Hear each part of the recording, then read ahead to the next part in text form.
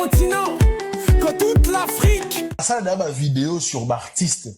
Vous avez ma vidéo où vous concernez pour rien. Bah, Congolais, tout n'est encore artiste, par exemple, il y a monde. Moutouma, on est brésilien, en tant que fali poupa. Ok. Moutouma, par exemple, on dit, en tant que fali poupa. Non, le baron, mon Congo. Papa Wemba. Kofi Olomide. Fali poupa. Bah, international. Bah, bah, monsieur, bah, après. Mais, top 3. Moi, contredire en aïe. Et puis, je peux vous dire pourquoi je n'ai pas top 3 là. Mais pour nous, international, ils ont la logique ni autre que benga. Et pour logique, international, musique n'a traversé ma frontière. Point. Donc, il y a le musique à Fabrigas et traverser la frontière. Tu n'es titre le roi Yamado, par exemple. Musique n'a pas traversé frontière. Tant que vous et quand il y a Cuba, Yamado, Betamana Cuba, DJ Congolais, Mouta, Betamo. Il n'y a pas d'international, c'est là, il n'y a pas de ça. International, les gens à un niveau. Ok. Les gens à niveau 1, les gens à niveau 2, les gens à niveau 3. Et à niveau Moussou, Batu Bayoga Nzembo na yo, reproduire, on peut malgré ça na lingala. Ça la possibilité, la capacité ya koyemba yango. Et ça a atteint Nzembo yo kami na lito yubo, parce que yo kami ebete na boîte mo temps na Dubaï, au lieu que muto a comme international. Non.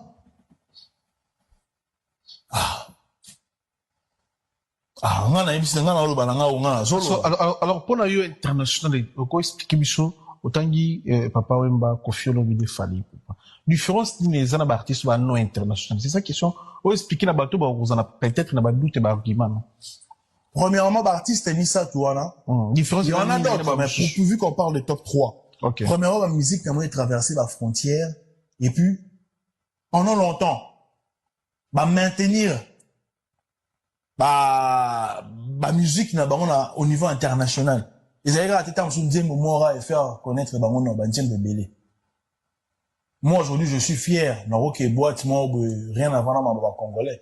Na mettre na loi ya Kofi Olomide. Yonga le grand mot pao ceux qui ont récompensé animateur wana. Et on en parlait il y a quelques jours. C'est désormais officiel. Le concert Solidarité Congo n'aura pas lieu le 7 avril à l'Accor Arena de Paris. Pour tout comprendre, nous sommes avec Lola Colomba. Bonsoir Lola. Bonsoir Salah Eddine. Eh bien, il faut dire que les organisateurs de ce concert n'avaient plus vraiment le choix. Hein. Ils ont un peu été mis au pied du mur pour justifier cette décision de reporter le concert. Dans une publication sur le réseau social X jeudi, le préfet de police de Paris avait annoncé avoir demandé aux organisateurs de reporter le concert sous peine d'une procédure d'interdiction de l'événement. En fin de journée, les organisateurs ont publié un communiqué dans lequel ils ont fait part de leur déception. C'est avec regret, mais avec responsabilité, que nous annonçons le report du concert Solidarité Congo, initialement prévu le 7 avril 2025 à l'Accor Arena. Cette décision n'est pas de notre fait. Elle nous est imposée par les autorités administratives, en dépit de tous les efforts que nous avons déployés pour maintenir cette mobilisation inédite dans des conditions de respect, de paix et de solidarité. Et pour justifier sa décision, la préfecture avait argué des risques de troubles à l'ordre public que constituerait le maintien de ce concert à la date du 7 avril. C'était aussi l'argument de la mairie de Paris qui avait saisi Laurent Nunez le 10 mars dernier. Alors à la suite de l'annonce de la préfecture de police, plusieurs représentants de la communauté rwandaise ont salué cette décision. Nous, on a joint par visioconférence Richard Gisagara. Il est l'avocat de la communauté rwandaise de France. C'est quelque chose que nous avons demandé depuis quelque temps. Vous savez que nous avons manifesté publiquement notre choc du fait de voir que certaines personnes peuvent se permettre ce genre de provocation. Nous considérons toujours qu'il n'y a pas de hasard, c'est pas un hasard si ces personnes ont organisé cet événement à ces dates-là. Alors, la communauté rwandaise salue donc cette décision, mais au-delà de la date, il y a un autre sujet qui fait polémique là. Oui, c'est la présence de Gims, c'était l'artiste qui était annoncé comme tête d'affiche de ce concert. La diaspora rwandaise l'accuse d'avoir tenu des propos anti-Tutsi visibles dans une séquence d'un documentaire disponible en ligne. Alors sa seule présence à ce concert pourrait bien motiver la future opposition de la communauté rwandaise. Richard Gisagara, il nous a expliqué se réserver la possibilité de saisir une nouvelle fois les autorités à ce sujet. Ce qui nous a fait réagir, ce sont les deux faits, la date du 7 avril et les têtes d'affiche et la communication qui était faite derrière. Et voilà. Mais si c'est reporté à une autre date, compte tenu de la configuration qui aura lieu à ce moment-là, écoutez, nous déciderons de la suite que nous allons donner à cet événement. Pour que ça ne soit pas une plateforme ou une tribune pour encore diffuser des messages d'appel à la haine et à la violence contre le Tutsi. Et de leur côté, les organisateurs de ce concert expliquent que leur démarche n'a, je cite, jamais eu vocation à heurter qui que ce soit et encore moins à s'opposer à d'autres combats mémoriels. Ils ont affirmé qu'une nouvelle date serait annoncée très prochainement et que pour les personnes ne pouvant pas s'y rendre, bien sûr, les billets seront remboursés. Merci beaucoup Lola Konoba, à très bientôt. Mbote na balandi nyonso ya JM Production o basoutenir pe Christian Zambrota l'homme des personnalités sabino bo saboni na JM Production parce que eza chaîne na bino ya actualité parce que ato lokota ka nyonso wezo ba internet ya salité parce que to bi lokuté za makasi na internet abiso to tia comme propre. Aujourd'hui j'ai le réel plaisir ya la bino Max l'analyste azoya na vitesse warrior certifié. Ce qui Chris Lou dans le même langage nanga soit qu'on fond la caméra qui j'ai dit déjà bonjour Max. Bonjour EPC Solo. Très bien. Longa sur EPC Solo. T. Naya kate. Tu as dit que banilation ezali, ba report ezali, ba makambo ezali, o boza na posa ya koyoka ezali. Mais na ko préférer to solo na Max. Ne le mec qui non s'abonner très massivement aujourd'hui. J'ai les réels plaisirs ya koyambela bino Max l'analyste. Bonjour Max. Bonjour Zambro Taepesi Solo. Ça fait longtemps mon frère. Je suis vraiment heureux à vous partager encore une fois plateau. Et puis Naba Wario Nyoso Baota la Biso. Exactement. Topesi bango bambote ba abonné à la chaîne Nyoso Balanda Kabiso. Ici ka Nyoso Bomona ka Epesi Solo. Ici ka Nyoso Bomona ka Max Ngunde. Ici ka Nyoso Bomona ka Wario. O ba soutenaka Aigle Fali Poupa. Tant qu'un warrior, tant au monde de Konayo, et le Baliboso, ça les a pour s'abonner, et puis à Rolanda va continuer parce que Bisso fin a raté Bisso le Bakaba.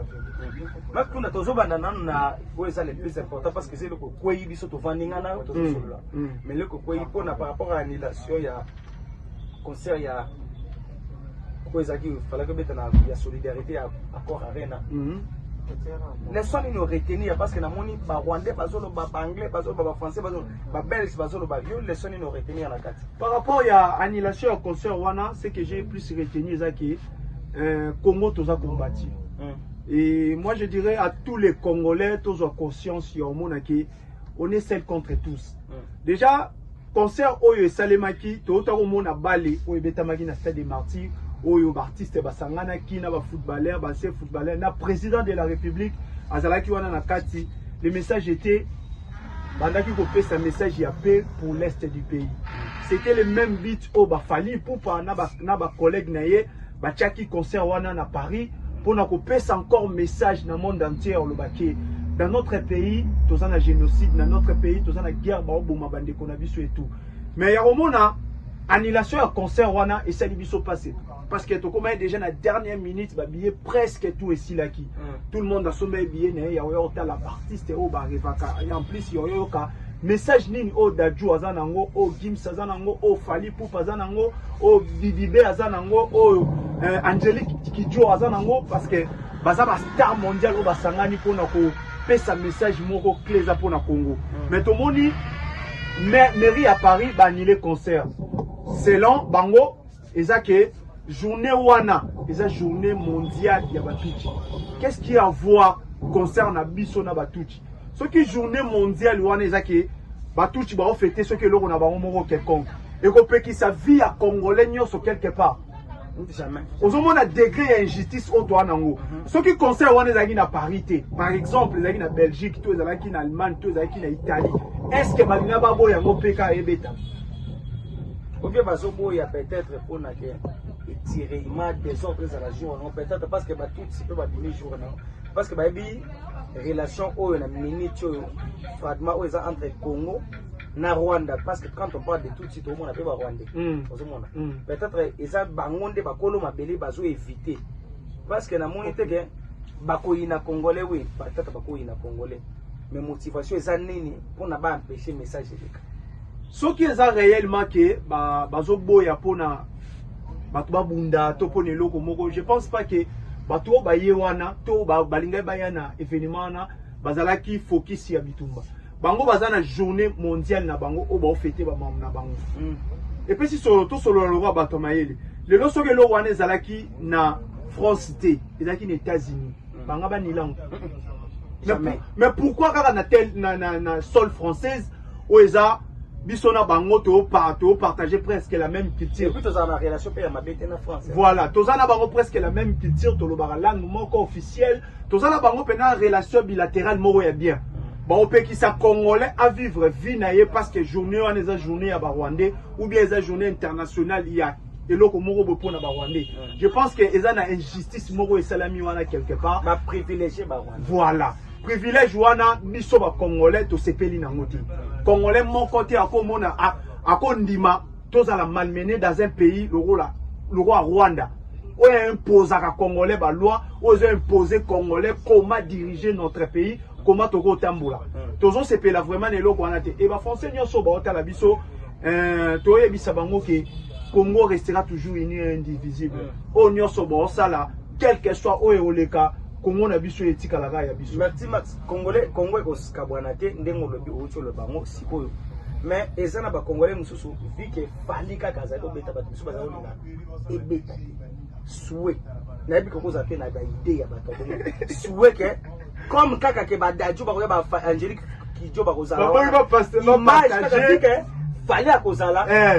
Pourquoi nyoso fala senga ezo déranger ke Congolais azo ça les ce que l'on a annulé, mais si ça concerne Fali Fezaka annulé, pourquoi? L'intérêt c'est quoi? Déjà Congolais, il faut pas dire tout le Congolais parce que toi tu soutiens Fali, tu es Congolais. Moi aussi, il y a d'autres Congolais. Oh bah mon a Fali comme fierté Yamboka. Fali a sa image Yamboka Nabiso. Il y a aussi des Congolais mal placés, les Congolais Ngabenga Bango, oh bah na cerveauté. Bazo mona makambo Fali Mabe. Lelo, ceux qui sont qui Gims, Tona Dadju. Bachaki concert wana sans combo Fali emsu ba congolais ba ngaki ba apprécier ba beta maboko ou bien ndenge siko na minute au bord aneza annulé elingaki loba masu plus pourquoi bo annulé Gims a beta Gims a passé message mais le quoi Fali azalaki na kati ngana yo toyebi que aujourd'hui c'est Fali qui dérange tout le monde parce que Fali a un succès Fali c'est le numéro 1 Fali c'est l'international au kutu ba comme lapidé des games parce que des games ont le baka la vérité. Donc ngai na satandara sur l'autre côté venant de quelque part pour na Fali poupa. Oh il fallait au sala. C'est parce qu'il y a une vision na ba warrior na to pousser artiste à réaliser ou à réaliser. Frère, tosé belé pour les kabango. Ils sont mettre la moto l'autre. Yango mona ke nyoso artiste na biso salara. Doit ko s'investir na kati pour que ne liboso.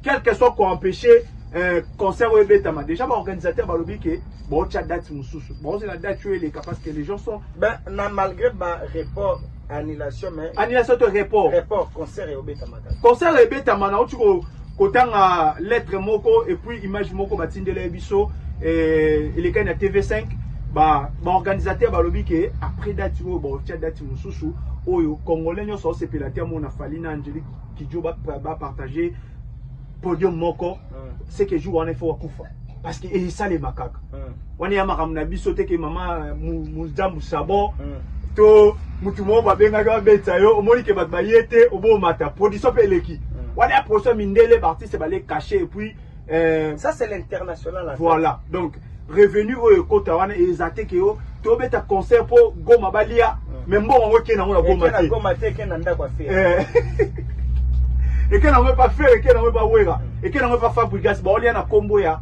peuple congolais ont souffrir mais concert on les apprécie qui revenu wana et que tonga bekol ba ndeko na biso o batiki bana ba mama na biso batiki bana ya ba miki bazo encadrement ya jeunesse wana donc je pense que ebeta manango tous la rade tuer les campus ben siko to Max to kotana na makambo ça ils ont dérangé ou étalé actualité tout le monde va répéter zone mais ba bazol ba stade de France tout le monde va répéter la police ça tout le monde peut lobby na image répéter bini moi fruit tesanga raté tout le monde vient na biso balé au sombo na otala ai les kinae mais ba bazol ba stade de France c'est comme le coup mais ngana que fallait pour les 5 hours ana Sénégal les 5 avril à un concert na Sénégal avec tapé des concerts parce que stade de France en tant qu'analyste pour yo za parmi ba analyste makasi actuellement. Merci beaucoup. On a battu ma finga ana ke yo yeli ko sala analyse. Ko finga za analyste. Yo za ko l'équipe te belé o fallait même na poto la ko sala analyse. Na siko ndenge za wana so ko ba Stade de France. Izake en 2026 fallait amoni que non ko sala mpiaka bangi na edite ndenge zo lo ba et puis si solo omoni il faut tout comprendre le moko. Quand il fallait checker You Arena, acheter You Arena, acheter ING Arena, acheter Ovo Arena. Surtout ça, les sommations, il y a ba place, il y a ba 3 salles wana, estimé qu'il y a 70 000 et quelques places. Exactement. Mais bat bando sont bango au même moment. Donc, n'est-ce pas s'il y a 6 ou 7 mois, bat somba ba billet en a tout. Récemment, il fallait autofongola 11 billetteries. Bordeaux, Lyon, tourner tout autour ça là. Tourner tout autour ça là. C'était 11 dates. La billetterie n'a pas tout ouverte au même moment. Depuis musique à Congo, Mama Kanjaku Tilelo, et un artiste à Fongola 11 dates à la fois. Donc, surtout sur 11 dates, tu as tout sangi siango, dans un nombre de places, Stade de France. Pour un bateau, le Stade de France est zalaté. Bah, mon grandeur, il y a stade. Bah, on a la date au Toza. Mais bah, bon, c'est que fallait à Fungoli 11 dates, n'est-ce pas, ça 6 mois. Bah, date, tu peux billet Sili, avec un concert. Fallait à stratège de Ronanga. Nana yo tu ebi que fallait soit un événement lié à répétition. Mais ce qu'il fallait à se délocaliser à Kenya Showbiz, c'est qu'on a préparé l'eau. Vous comprenez? Vous comprenez? Donc, Showbiz wana, fallait qu'il y ait un jeté. Fallait son lamba Stade de France. Oh, ngana yo. Très intelligent. Oh, ngana yo, tu as dit que tout ça, on a 3e mois. Fallait. Donc, comme ben là, on a 8e mois. Il dort, bah, 9e mois, bah, 11e mois, bah, décembre, bah, date, nous, à Bétara, Biloko, et ngana yebi que, soto tikalina, 8 mois, ya billetterie, Stade de France, toto, lisa. Toi, on a 3e mois. Année silité. Ce qu'il fallait checker, à Obaki, qui est en juin, à Obeta. M. Moni qui est juin et Simbate, bah, mais on a 11e mois, on a décembre. À quoi ça veut vous faire mal? Nga tant que warrior, nga tant qu'analyste, c'est normal que concert wana et aux ala. Attitude à fallait, ça attitude à moutou à préparer le moins à mouneni. Vous comprenez? Et le moins à mouneni, oh, bah, fan n'est pas, bah, osé là. Bah, warrior, nous, sur le jour où fallait pour falloir déjà, Stade de France et aux ala, bah, $5 et banda au bon par jour, bah, $10 et banda au bon bah, caisse. Frère, tout ça là, on a eu Arena. N'est-ce pas, c'est à 24 heures. N'est-ce pas, c'est à 24 heures, tu as 30 000 billets. Il y a des Koukoumate. Où est-ce que Virginie m'a maté? Donc, pour Azo s'imposer à l'information, Loba, femme de concombre. Donc, si vous voulez, biso to yé la tolo ba mamouté que to fandi to kosa. Fali na you Arena, n'est-ce pas, ça 24 heures à TK plus de 30 000 billets. Alors, wane zalaki nanu sans motivation au warrior anango lelo pour na Stade de France. To ko battre record wana au game ça salaté na France wana. Il y a nombre de ventes, il y a billets dans un 7 jours, dans une semaine, dans un mois. Donc les Warriors sont prêts. C'est vendredi, ouverture, il y a billetterie. Mon frère Warrior au somba billet. Et jour wana, Afrique est à l'honneur. Surtout nous les Congolais, tous à l'honneur. Il y a un Congolais, Oyo, tu vas nanaye, tu vas na quartier na bandalungo awa, des bandales jusqu'au Stade de France. Très bien. Max, mais namoni petit moko boye des games, il y a ça là ba micro baladeur, micro trottoir. Trottoir na France. Mais namoni les petits na biso na rappel Villeta moi mignon. Mais est-ce qu'on a finga man internet parce que il biso makambo ya ki superstar. Il y a artiste international. Mazo finga. Parce que yo ko sala ntala na nous réponse wana na question. Est-ce qu'on a compris azo finga manaba go na ebi ke ba gola ba na mayele mingi te. Bande mayele. Baza mayele te sko pour bazo finga ye. Pourquoi kaka est dérangé ba golwa? Lelo na monde ya lelo solingi ozwana na golwa. Yaka no elo ka liboso ka international. La vérité.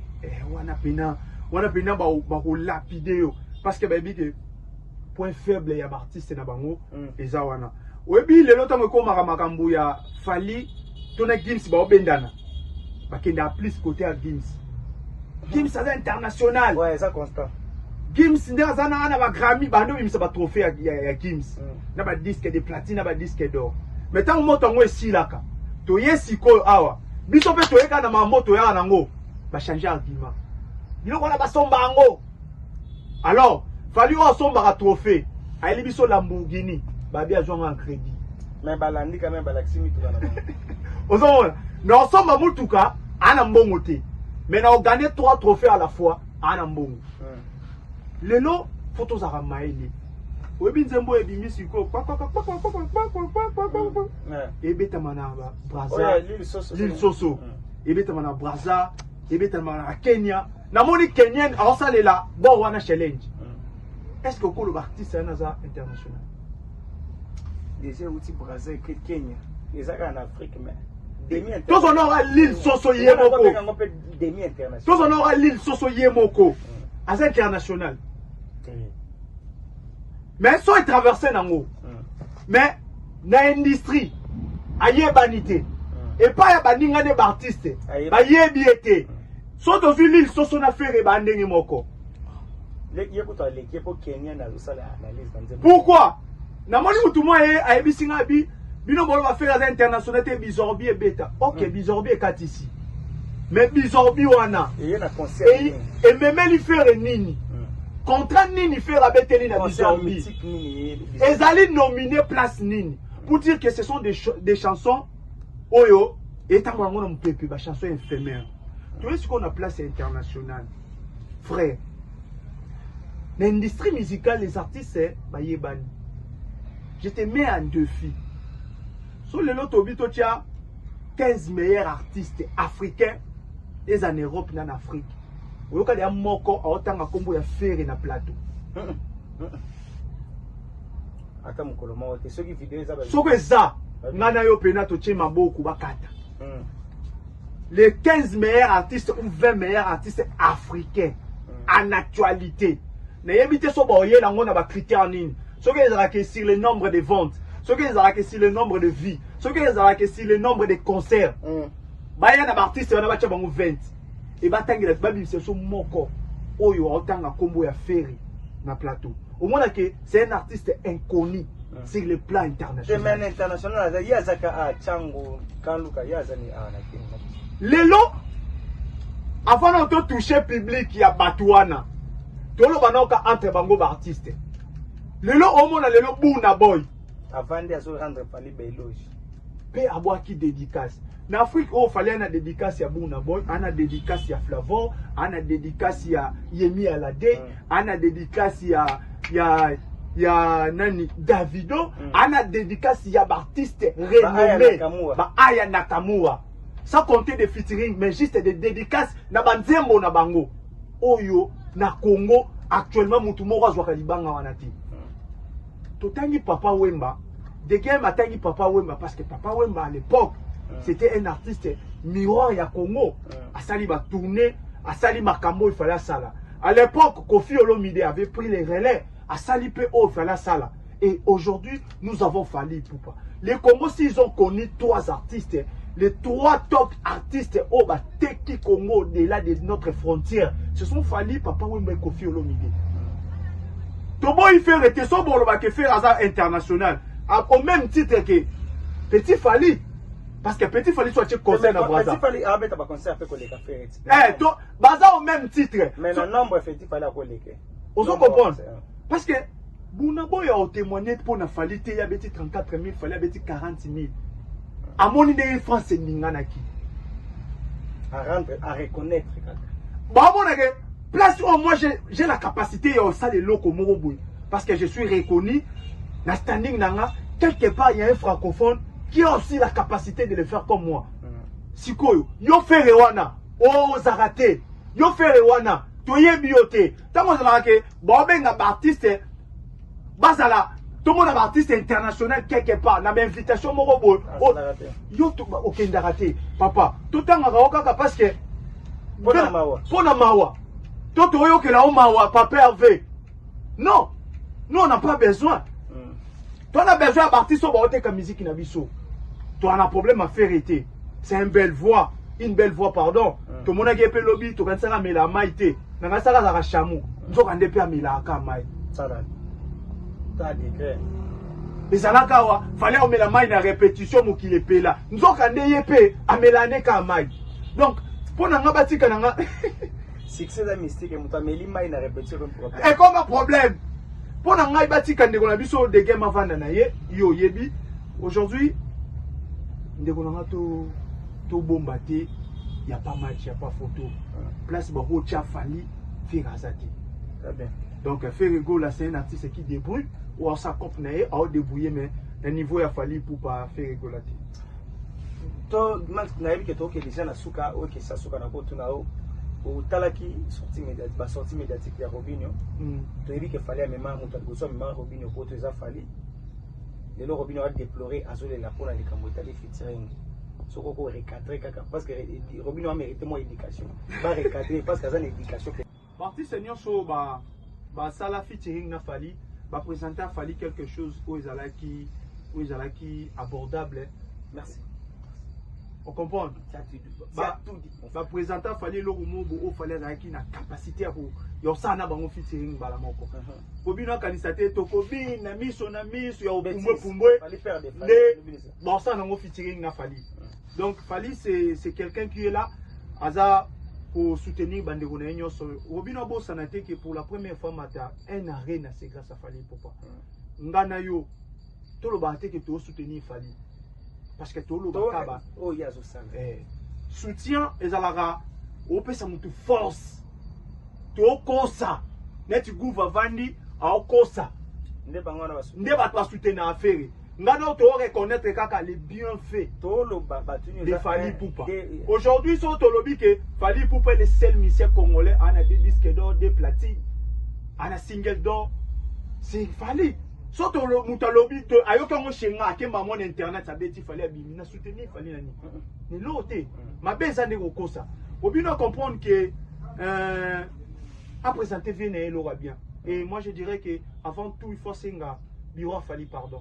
Mais va bloquer au sein pardon pour une émission que ndenga manka bango émission ndenge pe aya ko senga bango pardon parce que na biwa fali wana il y a des pères de famille au bazala choqué na ba dire ya Robino quelque part à traiter bango bazoba fallait aza zoba tetango tambola na Madina tango tambola na eji kitenge tango tambola na coloquer parce que ils savent qu'ils sait que baza important quelque part mais bato wana pe baba oyaye yo traiter bango quelque part bazoba ils ont encore manqué fali.